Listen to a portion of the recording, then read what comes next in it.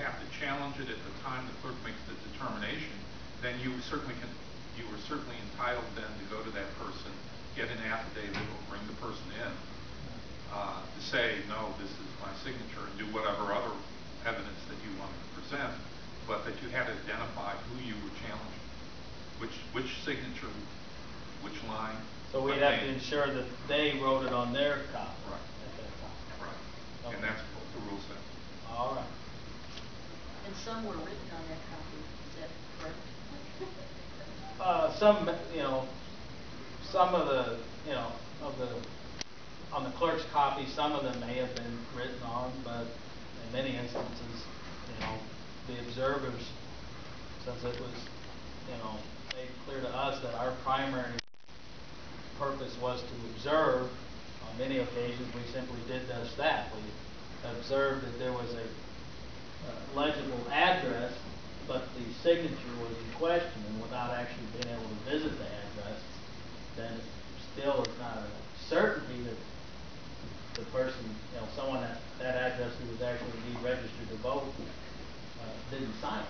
So without actually going there, you couldn't say for sure whether, that's the case. Not because, again, many of the signatures you couldn't really read their name, it was a signature, but But on page 4 it says, representatives of the objector or candidate may object to the findings of the election authority's representative, which objection shall be noted by the election authority's representative. And that would have been, that's the clue, that's the rule there, that's what should have happened while you were in the county clerk's office. And some objections were noted. yes, I'm just saying, we made notes in addition to 24 with, like I say, the intention of actually going to business and address.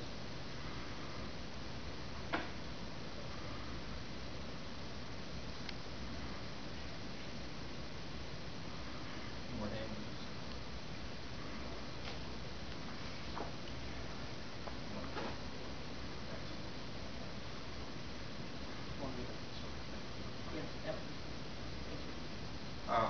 The chairman has requested that I, just for purposes of the record,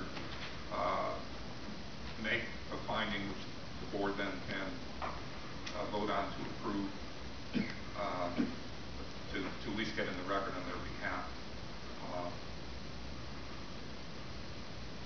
Basically what we have is a situation where the petitioner filed documents requesting a referendum on the status of home rule for the city of Pekin. And pursuant to the election code, when applied to Pekin's, when it's applied to the number of people, voters in Pekin who voted in the last gubernatorial election, which is a recent change in the law, it required that 8% of the people in the city of Pekin needed to sign the petition in order to get the referendum on the ballot. When the county clerk looked at that number, or determined that it required 784 valid signatures. And that was a number that was determined before any of the hearings took place in this matter.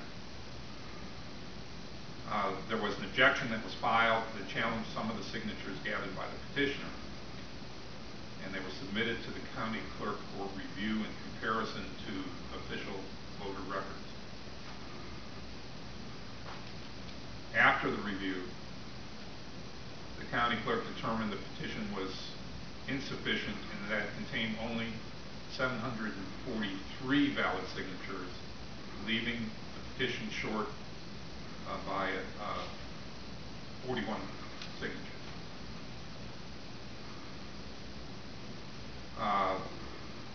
This board had convened and adopted rules of procedure,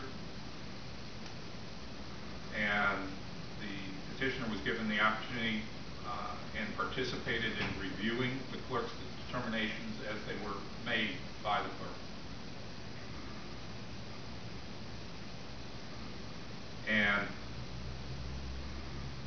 basically the petitioners submitted under the rules, under the requirements of the rules of this board, a challenge which had 105 potential voters that the clerk had determined were not valid signers of the petition. However,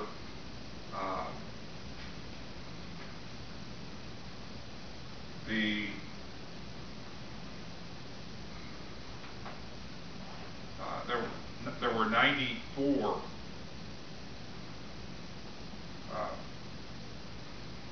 potential signers,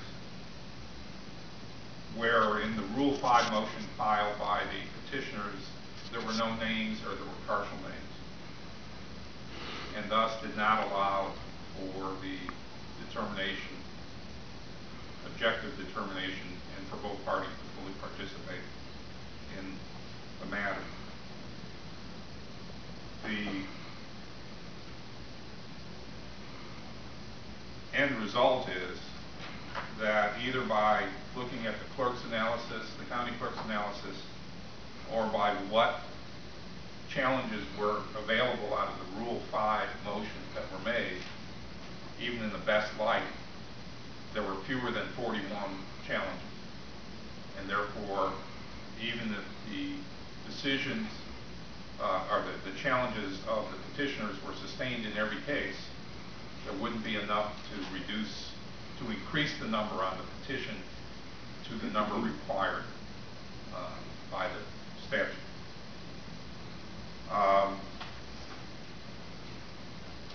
So on that basis, I think the other aspect I guess I would put in the record was the fact that the petitioners are not prepared at this time to present any evidence to support their challenges, and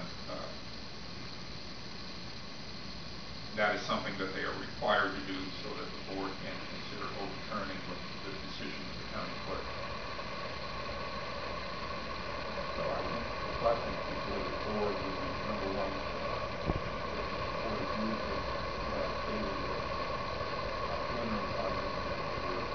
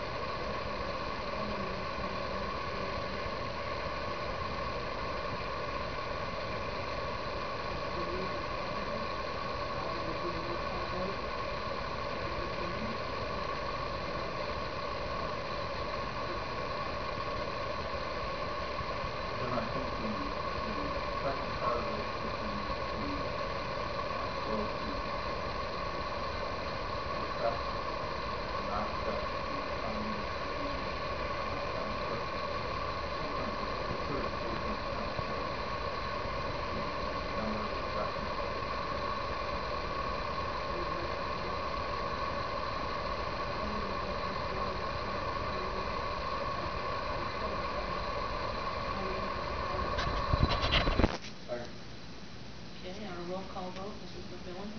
Mr. Blanchard? Aye. Mrs. Farah? Aye. Then the